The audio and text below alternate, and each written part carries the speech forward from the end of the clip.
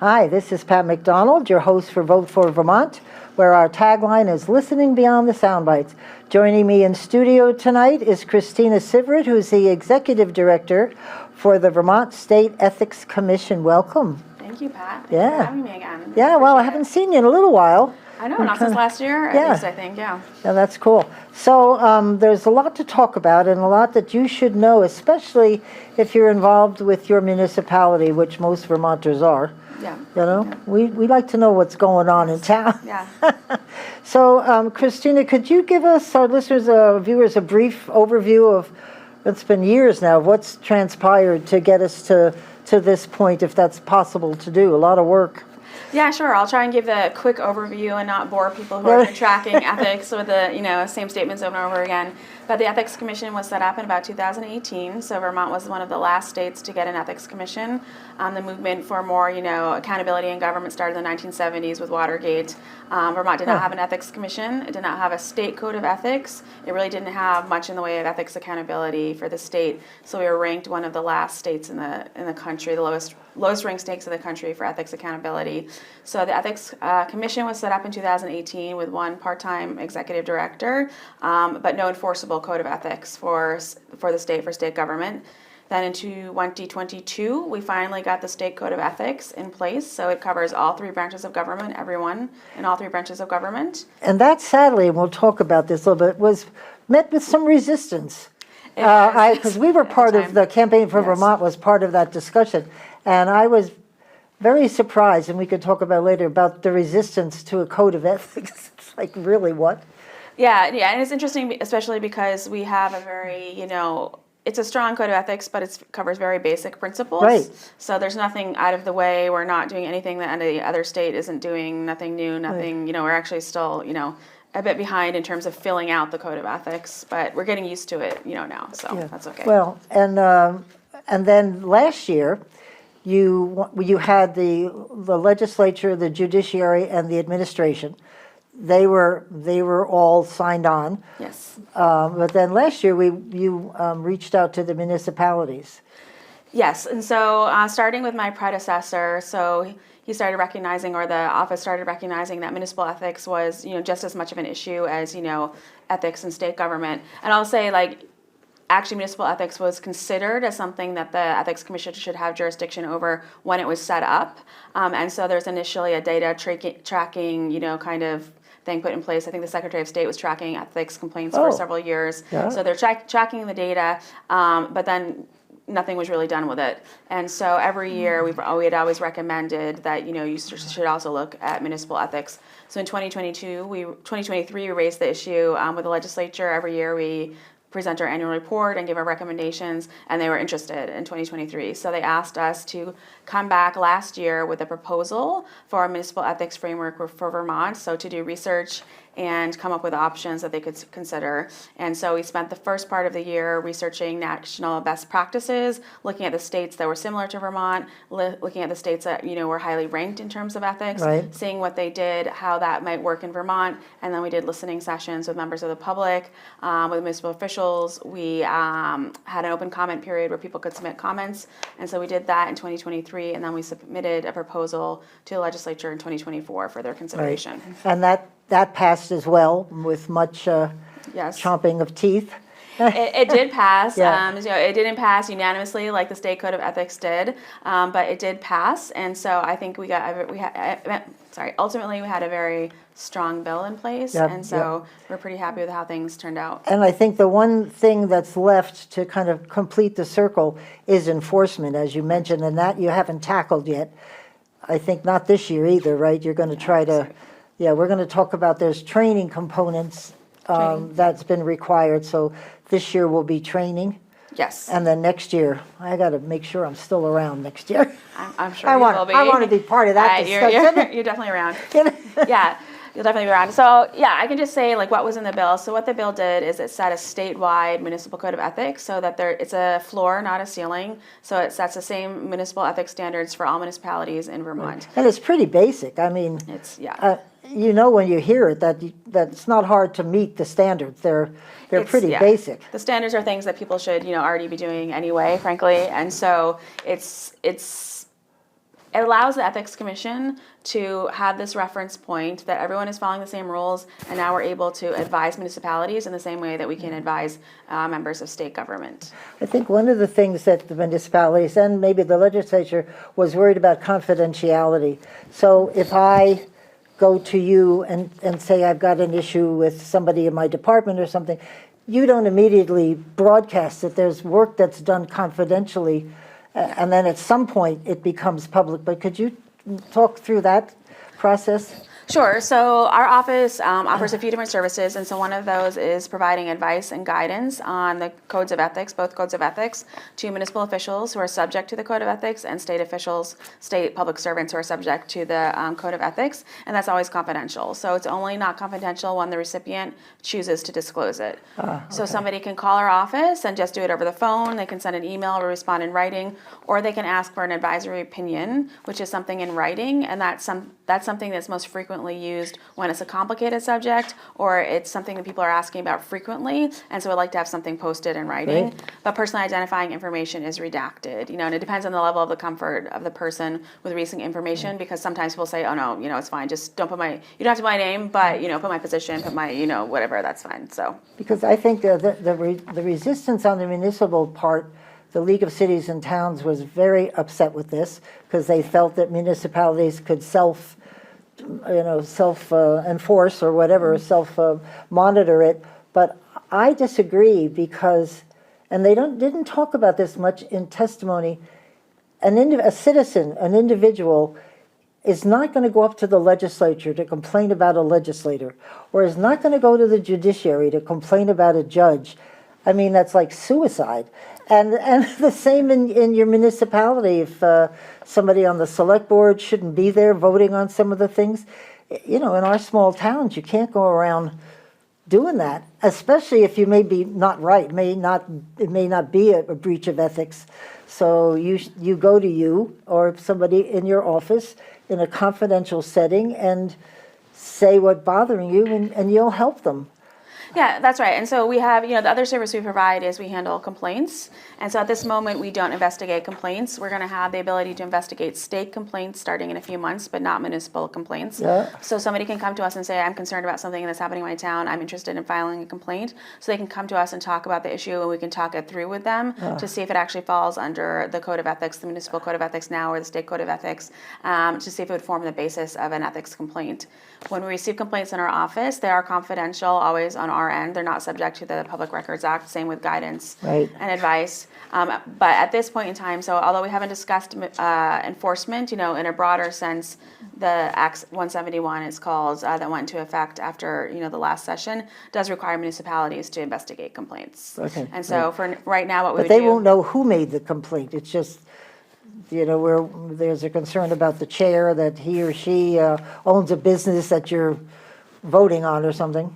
Well, I can say, so you actually have to sign your complaint. Yeah, you do have to sign your complaint. Okay. And so we're not going to tell anybody about what your complaint is about or what you're Right. talking about, but then it goes back to the municipality for then they'll know. investigation. And on their end, their confidentiality rules apply. So if Okay. they keep it your name confidential on their end, then that's what will happen. If they don't, then that's also what would happen. But at least you'll know that you're on solid ground Yes. because you have told them that this could be a conflict of interest rather than no, it's not.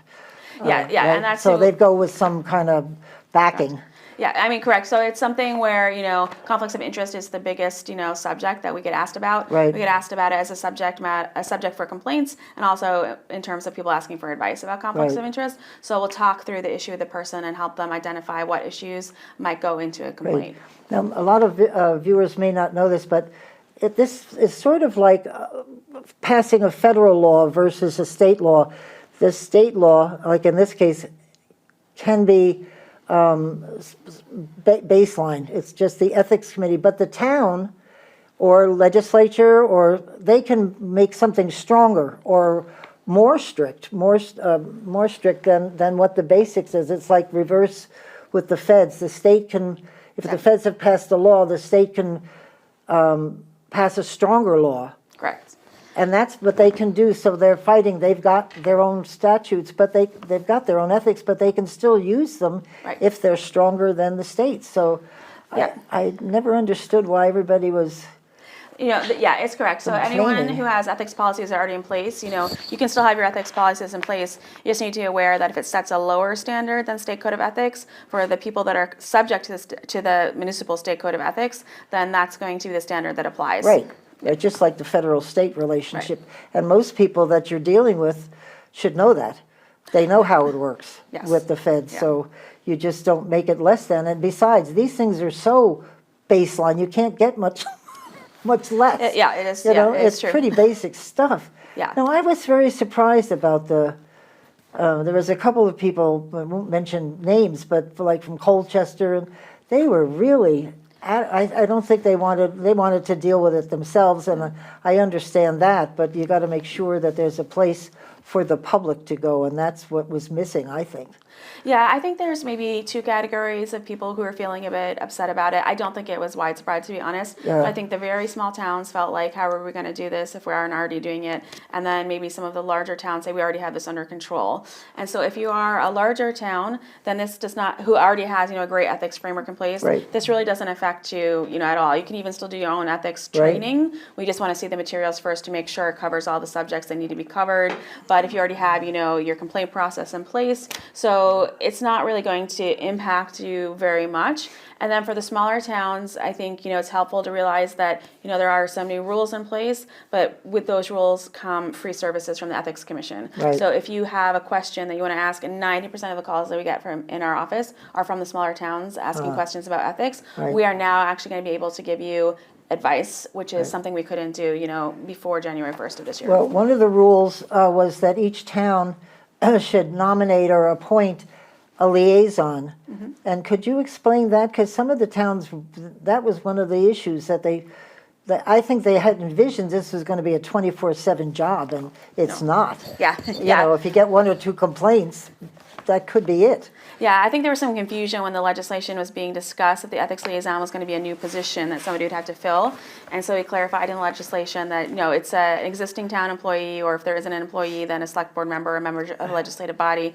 But basically that person serves as a point of communication for the Ethics Commission. So for example, we have an online training that's available on our website, and we posted that, just at the end of December. So we sent out emails to the ethics liaisons to let them know that's available. And then that person serves as kind of the funnel for information, where they then forward it on to the people who need to know in the municipality, because we don't want to inundate people with emails who don't, know Right. what people have told us. We get so many emails. I'm like, that's what the ethics liaison is for. So that will be the main point of contact. Right. Of course, we'll discuss anything with anyone, but that's the main point of contact for information that's coming from our office. So they receive emails, and also when we receive a complaint, we need to know the name of the person to refer the complaint to. So that will also be the ethics liaison. They don't have to investigate the complaint. Right. They don't have to do anything beyond log the complaint and forward it on to whoever is going to be handling the complaint further. That's great. And so I'll say there's, some people seem actually interested in doing more than that from what, I've been gathering. Good. And so that it might be useful to talk about the difference between the ethics liaison and what might be an ethics officer position. So the ethics liaison is not an ethics officer position.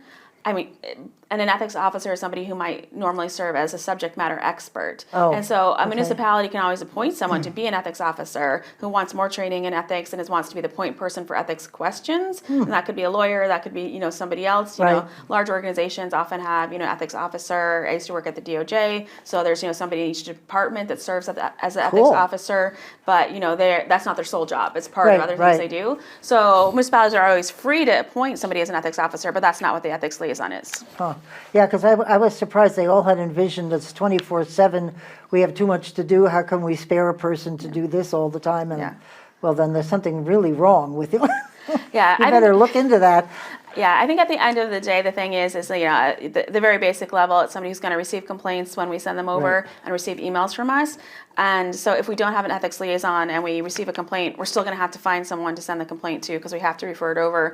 And if we do have information of interest to municipalities about ethics, we still do want to send it to you. And so instead of sending it to everybody in the select board, everyone in the town, Right. if we have the ethics liaison, Sure, they're then we can responsible. funnel it to that one person. That's great. Yeah, I know the one thing that was that will be of interest to everybody is, what is the definition of conflict of interest? That's not so easy to define, I don't think. And each case is probably very different. It's not boilerplate. Yes. Let me make sure I'm reading this correctly. I'm to be glad you honest. brought notes, because that's I hard. brought What is notes, yeah. conflict of interest? Yeah, give me a minute, Pat. I just want No, to find that's it because I okay. don't think. Okay. Well, I think the first thing we want to talk about when we're talking about conflict of interest is the rules. So basically, you're looking at not just yourself, Yep. and you're looking at also your family members, you're looking Right. at your business associates, and you're looking at your household members. Right. And so you're looking to see whether there's a financial conflict of interest or a personal conflict of interest, which is not necessarily always tied to financial interest, but it can be. And so the first thing to know when you're talking about conflicts of interest is it doesn't just apply to you personally. It applies to people you're very closely associated with. It's not Right. talking about your cousins, but it is talking about, your Family spouse member, or, you're under the so roof. people who you live with and people you're in business with. And then there's a process that you have to follow when you need to recuse yourself we'll talk about when you need to recuse yourself is a question, right? So there's conflicts of interest, there's appearance of conflict of interest, and then in combination that there's a question of preferential treatment. So when you have an actual conflict of interest, you do have to recuse yourself under the law. And recusing yourself means that you have no involvement in the issue whatsoever anymore. You're not talking about it with people in the hallway. Right. You're not, You're out. discussing it in the meeting. You're just totally out of it.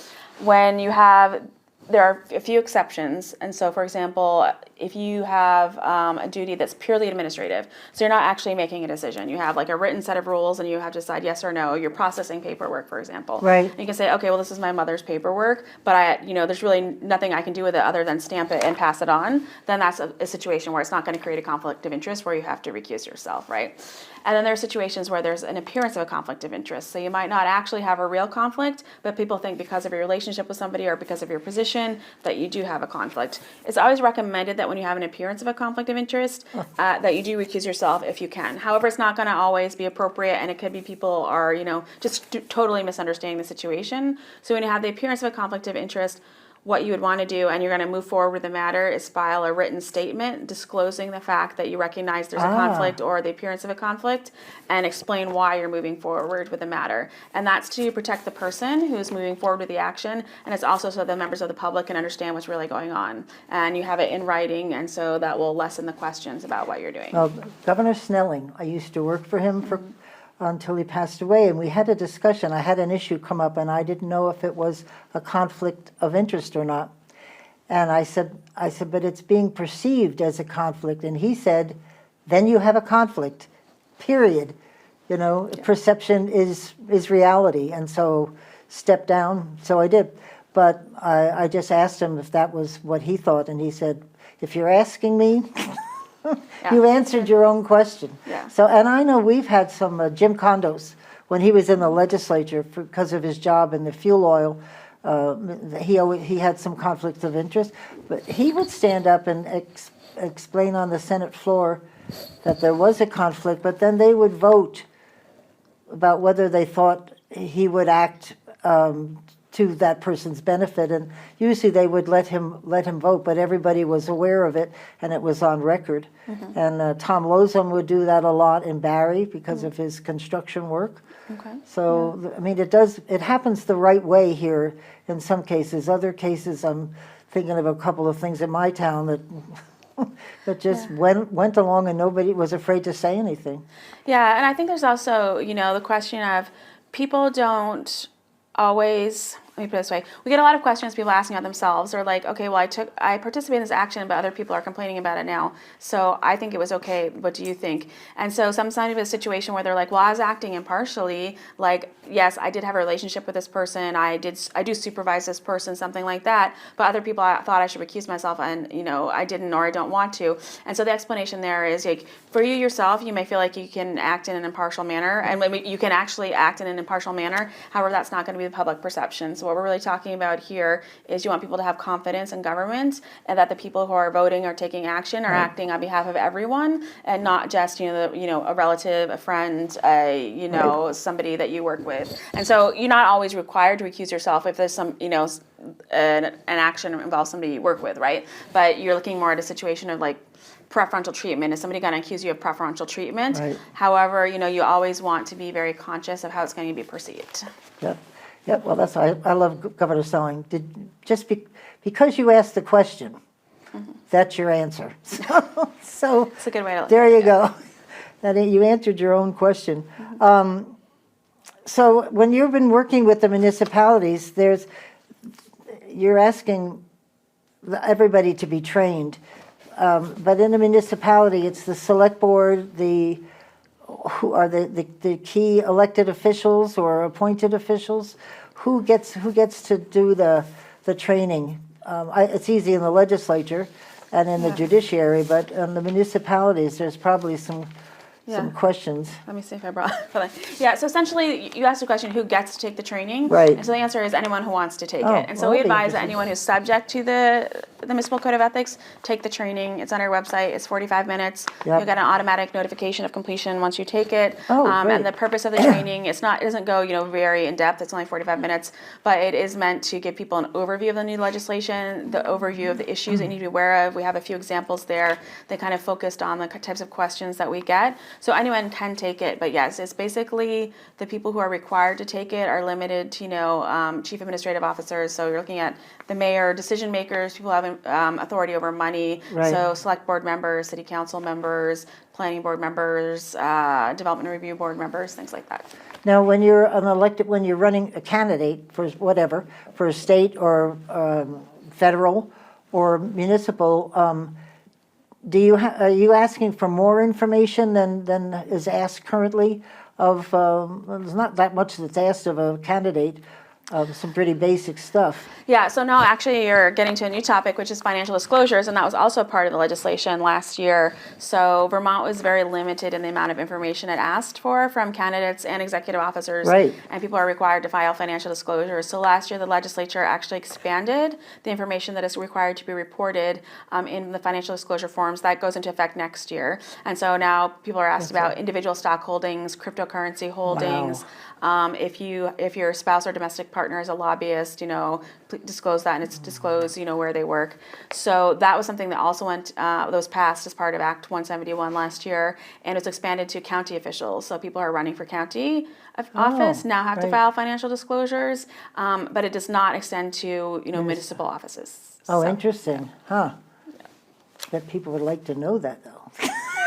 I think you would have a great debate I think so. if you extended the financial Yikes. disclosure requirement to Yeah, municipal really. officials. So yeah. from a statewide, or somebody running for as a representative or a senator, they'd have to disclose financial information, Yes. not only of themselves, but of their spouse and, Yes, Well, themselves and their spouse or domestic Yeah. partner, yeah. and who looks at that information? Do you look at that, or who would look at it and say, whoops, we got a problem here? The public. Oh, the public. Ah, Yeah. interesting. Yeah. So there's no auditing of the financial disclosure forms. So some forms, candidate forms, are submitted to the Secretary of State's office. Executive officer forms are submitted to our office, and so they're posted so that members of the public can review it. They'll find it if there's an issue. Yeah. Yeah, So that's great. Yeah. But there's no separate auditing of those forms. Huh. So have you had any pushback? You said you've gotten a lot of names for being the liaison. Yes. So they seem to be glad to do this. Are they feeling comfortable now? I think so. I mean, we're still at early stages because the legislation only went into effect, just a little over 2 weeks ago. And so it's a new requirement, but I'd say we have well over 100 liaisons already named. And so that's very good for the first 2 weeks of the requirement. We have a couple of people who have, indicated, we're a very small town and, this is difficult. We try to explain the actual responsibility of this liaison is just going to be receiving, the information, basically that's the job there. But I would say pretty much everyone we've heard from is just like, we've appointed our liaison, here you go, here's her name. Yes, Exactly. yeah. So you were telling me that you're not sure what the legislature is still not too crazy about this, and they want to potentially exclude themselves, which I find as a legislator to say, I don't want to be included in the code of ethics. It's a very hard argument to make as a legislator. Yeah, so I'll say, moving on to another part of the bill that we haven't discussed yet that went into effect last year was giving the Ethics Commission investigatory powers over state complaints, not municipal complaints, but state complaints. That has not gone into effect yet. It won't go into effect for a while, and frankly, we're not staffed for it yet. So on paper, we'll have that authority, but we won't be able to actually do it unless we get increased staffing. But part of what we're trying to kind of, find a middle way where we can,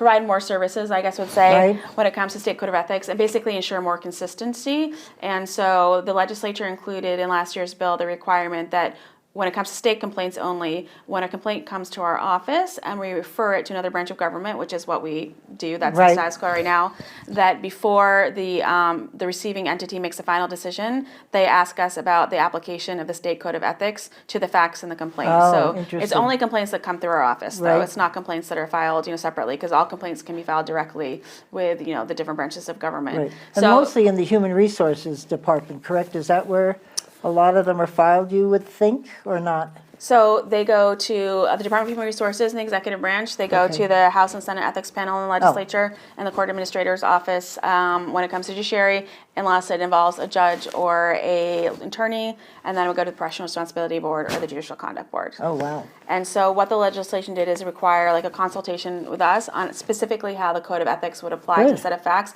Basically, they're saying, do you think there's a violation here or do you not? Right. And so the intent of this was to help ensure consistency in interpretation of the state code of ethics, because our job is to administer the state code of ethics, so we are most familiar with it. And so when we send on the complaints, not everyone is as familiar with the state code of ethics as we are. I mean, basically, they aren't Right. going to be. So this is an opportunity to make sure that there is consistency in the interpretation and application of the state code of ethics to complaints. Now, you've got a board of directors, correct? Or Commission, Commission, commissioners, I'm yeah. sorry, that's right.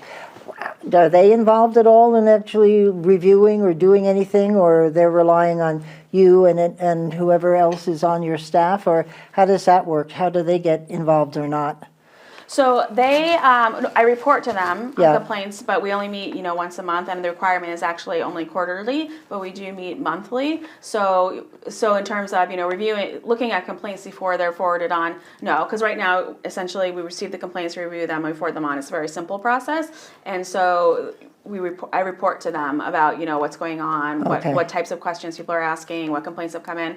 When we start investigating complaints, their role will grow and it will be different, and they'll have more decision making early on about what types of complaints are going to be referred for investigation internally. Interesting. So people would mostly call you and ask for an appointment and come in, and you're right on, what road are you on, street are you on? We're on Baldwin Street. Baldwin Street, I that's can it. say no one has ever called us and asked us to come in, so we pretty much work remotely, and so we're always there to answer the phone and answer emails, but no one has ever asked Oh. us for a meeting. If you wanted a meeting, it would be best to plan that in advance. Yeah, right, to schedule, make sure somebody's there to greet you. Yeah, because we are a So- part-time office, so. Yeah, that's true. And then the board doesn't meet all that frequently either, so We have once a month, yeah. that's cool. And you have to report to the legislature every year Yes. with, and that's public, I'm assuming. Yeah, so it's testimony. We haven't actually met with the legislature yet this year. We're just finishing up our annual report, which includes our recommendations for the legislature. But we are expecting there to be not too much conversation about ethics this year, because last year there was so much, and there was so much time was taken up with the subject of ethics, and we know there's many more important things Right. to discuss this year, Right. rather than rehash ethics. And I think people are really interested in seeing the implementation, how things go this year with the implementation. Okay, before so any you don't changes think are they're made. going to resurrect any bills to get themselves out of the ethics, or? Well, there has been one bill that has been put forward. It has been referred to committee, but it hasn't gone anywhere yet. It's H1, so I guess the number one bill for the legislature this year. And it came from, I think, the House Ethics Panel, or it did come from the House Ethics Panel.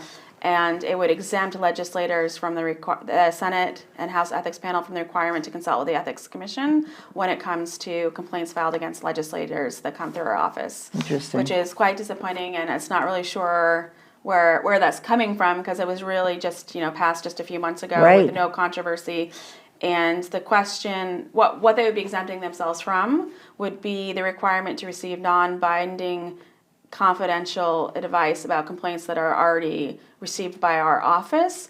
And because the legislature is the only branch of government where we haven't been giving ethics training, we created the training for the judiciary, we created the training the judiciary uses, Right. and we created the training for the executive branch, along with CAPS, which is the unit within the executive branch that works in training. Right. But legislators aren't required to take that training, so they do their own training. So this was one way that we're going to help create uniformity and consistency is by reaching Right. out to people who don't interact with us that much. So we'll see what happens. It hasn't gone anywhere yet, and I hope that it doesn't. Yeah, because for sure. it wouldn't really be setting a very good example, and I certainly think this is not something that the public would be expecting the legislature to be focused on, Well, I or can't even even putting imagine forward this year. somebody making the comment that they don't want to be included in the ethics. I mean, you can't do that if you're a legislator. I mean, that sort of goes hand in hand, ethics and a legislator. It sort of names kind of meld a little. Yeah, I don't think it meets the expectations of the public when it No. comes to what the legislature, should be working on this year, Right. but probably ever. So Well, they've yeah. got a few other issues they have to talk about. I could name a few, like property tax, but we'll move on. Okay. Yes. So, is there any, well, I don't know if, we've never talked about this. What does enforcement look like in other states? What would you be looking to the legislature to pass as far as enforcement? What does that mean? Well, so what we're doing with enforcement, so when we first created the proposal for the legislature, we left enforcement off the table because we didn't think there was an appetite to discuss that. Right. Right. People wanted to get used to the idea of having Right. a uniform code of ethics. And so there's a few different proposals that, we can think of, a few different models. So you can leave it in the municipalities, which is where it is right now. There's advantages to that. So then there's local control. People understand the local issues. There's also local ethics policies that need to be enforced. And so that's, gonna always be Right. up to them to do that. But people who are seeking, impartiality, not when there are places where there are concerns, that's not going to satisfy the people who have concerns. Like if they feel like they're Right. going to file a complaint and it's not going to go anywhere because of personal relationships, for example, then that's not going to resolve that problem. There are other examples, like within Rhode Island, the State Ethics Commission in Rhode Island handles municipal and state complaints, right? So they do it, essentially at the state level. A lot of people would not be happy with that because they say like give us the chance to at least handle these issues at the municipal level. And then there's the hybrid approach, I would say, where you set up another body. So either set up a state level body just to hear municipal complaints. You set up a regional bodies where municipalities could vote or appoint members to sit on regional boards to hear regional municipal complaints, Right. or a situation where you had the ethics commission could hear appeals. And so what combination would eventually work best for Vermont? Right. That's, I think, a question that's up for discussion in the future. So would there be ever any monetary punishment or, just 2 weeks without pay or that kind of stuff? Because I'm trying to think, like, I was thinking of state police and what happens when there's a problem with one of the officers or something. They send them home and while they're investigating, but what would be nothing at that level? Yeah, I think that the remedies that when you are looking at ethics complaints, the remedies can be remediation, and so that could involve, if there's an action you can take back and roll back, then you're going to be required to do that. If you have made money, if you had a conflict of interest and you made money, then yeah, you're going to you pay Right, back pay the money. back, right. Fines, Okay. there are fine-based, outcomes or recommendations. There's a lot of different possibilities. Yeah, because you do need something tangible to Yeah. get people to pay attention. And there could be some times when there's something pretty egregious that somebody who's got stocks and bonds that you don't know about. And that's, unless they tell you, you wouldn't know. Yeah, and I can tell you what's actually interesting is I just sat as a member of a panel for the annual, ethics conference for, Oh. government professionals who work in ethics. It was in Los Angeles. It's an annual conference. Nice. And so I was asked to sit on the panel. The focus of the panel was ethics commissions under attack. But I was actually asked to sit as a positive example because Vermont is actually moving forward instead Right. of backwards. And it was a mixed bag for me. So I was on the panel with the ethics officer for Atlanta, and the executive director of the Alabama State Ethics Commission. So they were giving examples of where Nice. they experienced attacks on the ethics commission in their, not physical attacks, right? But, rolling back legislation. And so listening to them is really interesting to hear the things they've experienced. So for example, the executive director of the Alabama State Ethics Commission, they passed really strong ethics legislation in the past. Then the Speaker of the House was convicted under the ethics laws and is currently Wow. serving prison time. So then there was a movement to roll back the ethics legislation. So that was an example of where it was, under attack. But some of the things they were saying they're trying to roll back are things that we don't even have yet. Oh, so well, there you it was go. So really we're all it was right. a really mixed bag for attending something like that, because you can say like, wow, we're here as the positive example where we're moving forward, but at the same time some of the things that people are rolling back in other states that we haven't even gotten to that level yet. So Well, I just a quick story. I was at a meeting in representing the governor in Massachusetts, and one of the other governor was there, and I just thought he was great. He was charming and blah blah blah. And I'm sitting next to him. Next thing I know, he goes home, and they caught him using contractors to build his summer home. It wasn't good. So he was one of those people that I think went away. I thought, but he was so nice. But they had something to say about what he was doing. So I would say right now we're really in the phase where we're getting the laws in place, right. But we haven't gotten to the point where we're talking about real enforcement. I mean, we're quite far away from a situation where somebody could actually be arrested for violating ethics laws, right? Like that's a very, very different situation. Well, this would be something. I mean, these are very basic. It's pretty common sense, and shame on you if you didn't follow them. I mean, that's pretty basic.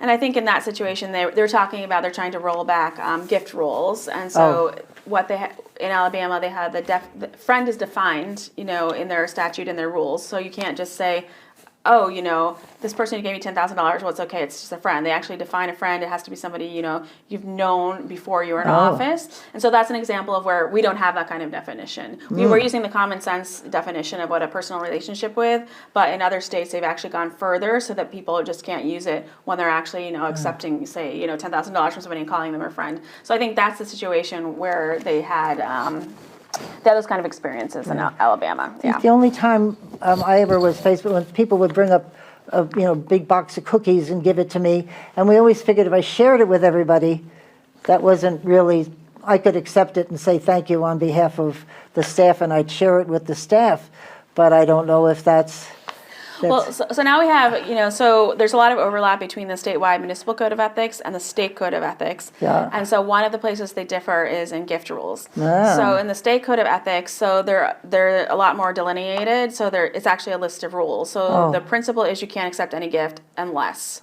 So unless it's coming from a bona fide, friend, a personal relationship, unless it's under $50, unless, you're going to a conference and it's a genuine, conference where the state is receiving the benefit of your attendance. And so that's the way the state code of ethics works. And the legislature went with a different definition of gift for municipalities, which is basically anything given with the intent to influence is a prohibited gift. And so it's much more restrictive than the state code of ethics, because they say, okay, even if something's given with the intent to influence, if it's under $50, no one's going to, you can take it, basically. But, I mean, you shouldn't take it. That's a different question. But when you're looking at the municipal code of ethics, like the standards, is just anything given with the intent to influence. And so I had a question recently from someone who said, well, does that mean if I go to a conference or I go to, something where there's a lot of vendors there and they're giving out like free gifts, does that mean, I can't take it or we can't take it? And so the answer to that is you can probably take it, right? Because if this is something, marketing materials, like, is it given with the intent to influence versus is it given with the intent to market? But is it the kind of gift somebody would give if they thought it was going to influence you? So not a pen, not usually, a baseball hat, I was going to say, usually key change wouldn't do it for me. No. Is it, if you're in a situation where you have vendors who are targeting you specifically and they've been targeting you and they're giving you the type of gift that is not given in the ordinary course of business, or they're giving you something that's better than they're giving to other people, that's when you have to start questioning. Pennsylvania had a very strict code for their employees. When I was in motor vehicles, when we'd go to conferences, say 3M, if 3M sponsored an event open to everybody, you could go to that. But if 3M had a luncheon for just one or two states representatives, you couldn't do that because that was targeted to Pennsylvania or to somebody else, and they were under some strict guidelines of what they could do, as long as it was open to everybody and you weren't being singled out because they wanted to influence Pennsylvania. That's how they worked that one. It's very interesting. Yeah, and even in a small state like Vermont, we do get calls, from out of state, from lobbyists in DC asking about our gift rules, and so sometimes they do say, okay, can we invite people to a conference, and then we have a special dinner, and we have a celebrity chef who's going to personally cook this, VIPs this dinner, and I've asked people, like, well, who are the VIPs? Like, is this everyone who's Right, at the conference? exactly, right. Are they considered VIPs? And I remember they said the answer was yes. And I'm like, well, how many people are attending this conference if they can have a personal dinner Yeah, right, with a exactly. celebrity chef? And so that's the kind of thing where you really want to look out for Yeah. what it is you're doing. Yeah. So we should call you and say hello.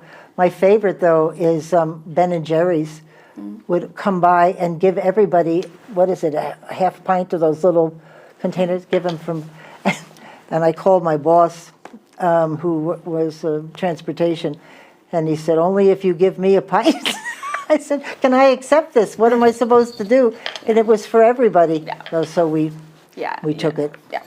Is that okay? Yes, But that's but my boss, who was the Secretary of Transportation at the time, he said, only if you bring me one over here. I said, okay, good, we can do that. Yeah.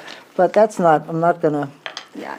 I mean, those are the kind of gifts that are definitely allowable both under state code of ethics Yeah, and the okay, municipal good. code of ethics. Yes. but I asked. But anyway, so what else, you were talking about parts of the bill that I didn't cover. Is there anything else that we should cover, that people should know about? And you should check with your municipality about what's happening. I have to check with mine, because I don't know what they've learned or not learned. Yeah, I would just say, if you're interested in following what's happening in municipal ethics, just the first step would be to make sure that your municipality has appointed their ethics liaison. So Right. the way we've approached municipalities about appointing someone is the legislative body has to appoint the ethics liaison. So we started reaching out to select board chairs in December. Then we moved on, when we haven't heard back, we move on to like a larger group of people Okay. to get the word out. Okay. And so once the ethics liaison is appointed, then that's when we'll have, I think, more straightforward, smoother channel of communication. Because we're really trying not to be very scattershot with it and just Right. bring everyone and their Right. brother in, because that creates confusion. We want to make sure correct information is going to a small number of people who then share it on with Yep. other people. So that's one of the first things to do. And also, just if you're a municipal official, whether you're required to take the training or you aren't required to take the training, it's only 45 minutes long. It's on our website. If you're required, Probably interesting just to take it. it's That not was- going to hurt you. Yeah. It might not be like your most fun thing that you do all week, but it's definitely not going to Well. hurt you. And if you're required to take the training, you have until September 25th Oh, okay. of this year to take it. So you have quite a while to take it. And if you are new, if you started in your position after January 1st, then you have 120 days to take it. Okay. And I say we're getting a lot of people taking the training because, like I said, it's not going to be the most fun thing you do And in you've, your and life you've or in your designed week. this yourself in-house, or? Yeah, so what we did is we developed the training content, and we developed it around the legislation that recently passed so people know what it is they need to know. And then we worked again with CAPS, which is the group within the executive branch that creates the training. So they worked with us to do the voiceover and to make it more interesting than we could just do on our own. And then we worked with another group a tech group that we work with in our office that has a contract with the state to bring it online and make sure that everyone gets the Right, automatic right. notifications. So we actually ended up doing it for $0. So That's a good price. Good So job. if anyone is Yeah. worried about us misspending money, we did it for $0 and it is free to take it. So That's great. I'm just thinking, I don't know that I know this answer. Maybe you're a standalone. Does your board, or do you, I know you reported to the board, but does the board report into the governor's office, or where's the connect with the governor? Absolutely not. So we have to be set up in a branch of government for constitutional reasons, but there are no lines of authority above us, and that is because interesting. it needs to be that way because we are an independent Right, body, of course. Because we Right. handle ethics, so we can't have other people above us who could try and influence us or punish us or reward us for Right. making certain decisions. I like it. I don't know why I never asked that, but that makes a lot of sense. That's good.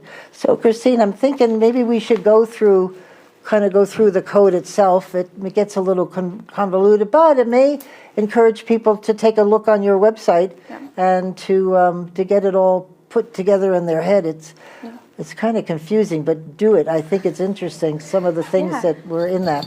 Yeah, we can go over the basic principles, and I'll say, so a lot of people told us, and this is actually, during testimony, people were like, just wait till this goes into effect, you're going to get bombarded with calls from people who want to file complaints. I will tell you, there have been very few of those, and there have been many people asking for advice. So Good. it seems like the demand there is that people really want to understand the Code of Ethics, and they Oh, really that's understand great. in their own, they've had these questions percolating, and they're asking about it. So Interesting. Well, far more questions. That's good then. questions There's a for need advice. then, for sure. Yeah, I would say so. That's great. Yes. I feel good about that. Yeah.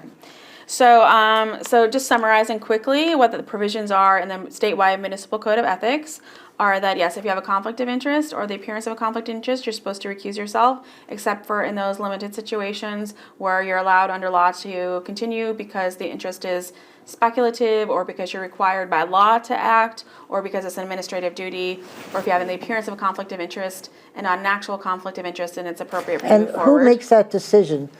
That you said because, if it's under certain circumstances, it's not a conflict. Who makes that decision? Like I was talking about Jim Condos, and the legislature voted to allow him to continue.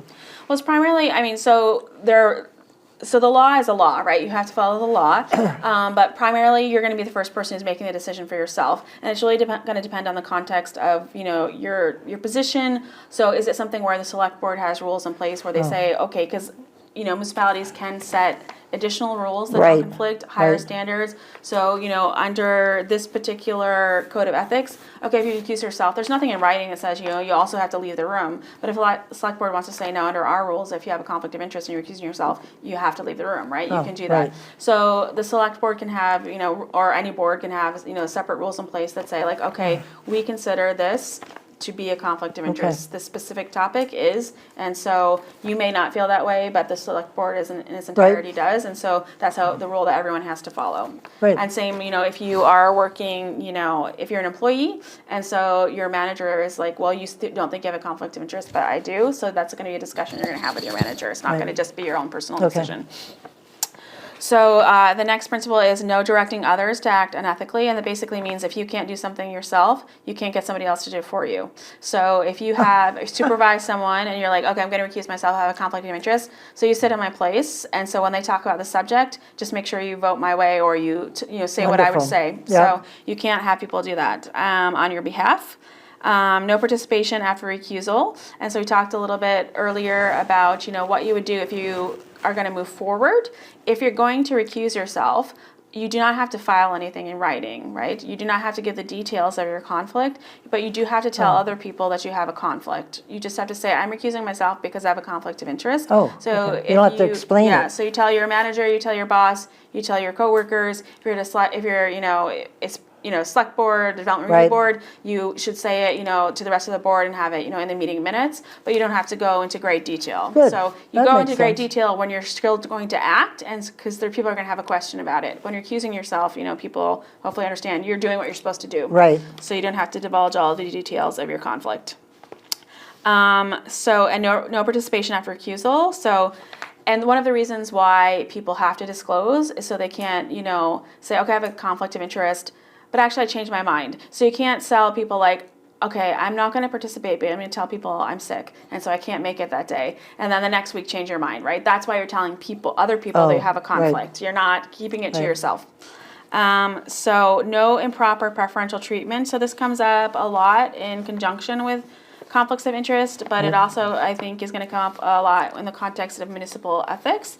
And so we hear it particularly when it comes to hiring, right? So you have a lot of smaller towns where people are, there are people who are related to each other working in the office, right? Welcome to Vermont. Welcome to Vermont. And so we hear kind of two sides of the story. So we hear from people who say, like, oh, it's very difficult to get people to take these positions. So, of course, we're going to have people who are close friends or relatives.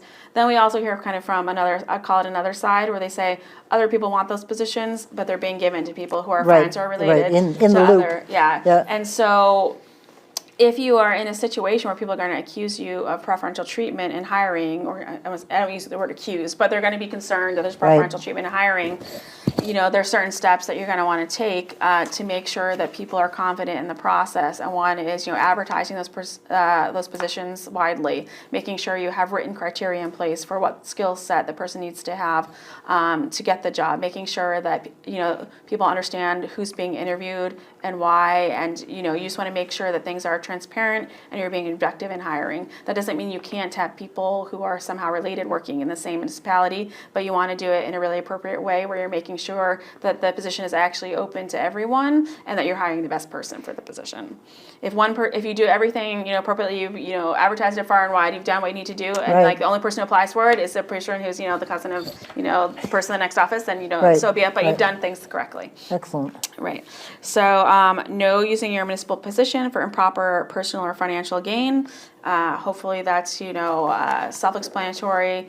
But I would say, don't use your connections to try and get yourself a contract. Say you work for the municipality and then, or any government office, and you have, a business on the side. So if somebody comes into your office and says, oh, we're looking to hire somebody to do this, then you'll be like, oh, well, that's me. I have a business to do that. Call me Right. later, Call me- right? exactly. You can't do that. No using municipal resources for improper financial gain. So I kind of use this example a lot, but I think it's pretty clear. If you have access to a municipal or government vehicle, then don't use it to drive Uber on the weekends, right? Right. You can't be doing Oh, that. Yeah. didn't think of that. That's Yeah. cool. No using municipal information for improper financial gain. So that might be a situation where you say have advanced knowledge of a zoning decision that's likely to be made because you've been talking to people who sit on the board or the person who's in charge of making the decision, and you're like, oh well, when this decision is made, the property next door is going to be worth a lot more money. You can't say like, I know what's going to happen, I'm going to go buy that property, and then when when this happens, it'll be worth more, and then sell it. Right. So you can use, municipal information for, personal gain when it's available to everyone at the same time. You just can't do it when you personally have knowledge and other people don't have knowledge or you have advanced knowledge of it. Limitations on gifts. We already went over gifts. And no self-dealing in contracts. And so that was something that was debated quite a bit, but municipal officers can't personally benefit from municipal contracts executed as part of their official duties unless the benefit is no greater than others generally affected by the contract. The contract is an employment contract with the municipality. The contract is valid at less than $2,000, or the contract is awarded through an open and public process of competitive bidding. So can you give an example of that? I was trying to remember the conversation about if you got a mowing business on the side and you wind up contracting to do the lawn. Yeah. Is that? Yeah, and so this question has come up because we've had a couple of situations where we said, okay, well, we have somebody in the town who's interested, in working for the municipality or taking this position in the municipality, but they have a business on the side where they provide services to the municipality. Does that mean they can't bid on contracts anymore? Right. And so the answer is, it doesn't mean they can't bid on contracts anymore, but if the contract is, for a small amount of money, less than $2,000, for example, then you're in the clear. But, you can't bid on a contract and just be given it automatically. You need to go through the process where Right, people know it's been right. done in a fair, impartial, open way. So you advertise the contract, and then if that person is the best person and they're at the best price to do it, Right, then that's going to be that's perfectly okay. fine. But you just have to make sure you go through an appropriate, Right. open process Yeah. to award the contract. Excellent. Well, all of that makes sense. Good. Very nice. Thank you. So you still don't know whether you're going to have any activity this year or not, other than what you're doing on this, from training and getting the liaisons all set up? Yeah. You don't know what they're doing up at the State House? No, I haven't heard anything yet. So the only ethics bill that's been put forward is the one that you saw earlier. Right. So personally, I think the best thing for us and for the state is that we work on implementing what was passed Right. last year. I think there are a few things that can be fixed in what was, passed last year, Yeah. just minor things. Sure. Personally, I'm not sure how we ended up in a situation where there's only a subset of municipal officials who are subject to the code, and then beneath that, even a smaller subset who have to take the training. I think it makes more sense just to say, if you're subject to the code, you should take the training. Right. Because we've had a number of people call us and say, like, I'm an employee in this position, I've taken the training, and I'm like, oh, didn't have to do it. Yeah. Yeah, but I just think it's 45 minutes, and you can do it, can you, like 10 minutes and then go away and come back and pick up where you left off, or do you have to sit for 40, which is fine too, but have to sit for 45 minutes and just do it? You can actually do it, but it's not easy to tell that from the website. So what it is you open the training, and then there's a YouTube video that you access. So you can't start from if you go away for a day and come back, you're gonna have to go through Yep. the initial Oh, part okay. again. But you are gonna be able to start again. The Where place in the you- video where you left off, you Oh, can okay. start. You can start in Right, that cool. place. Yeah. I could Do it just, again. people will, 45 minutes. Yeah. No, exactly. And then I think along with that, there's some confusion because the definition of municipality that is in the Municipal Code of Ethics, it's like, I think it's a town, city, or village. And so there's a lot of fire districts, water right, districts who right. think that they're subject to the code, and they are not actually subject to the code. We've heard from some of those entities that say, oh, but we want to be, to be honest. Then do they're it. saying, oh, we're really hoping that this is going to cover us because we are having this issue.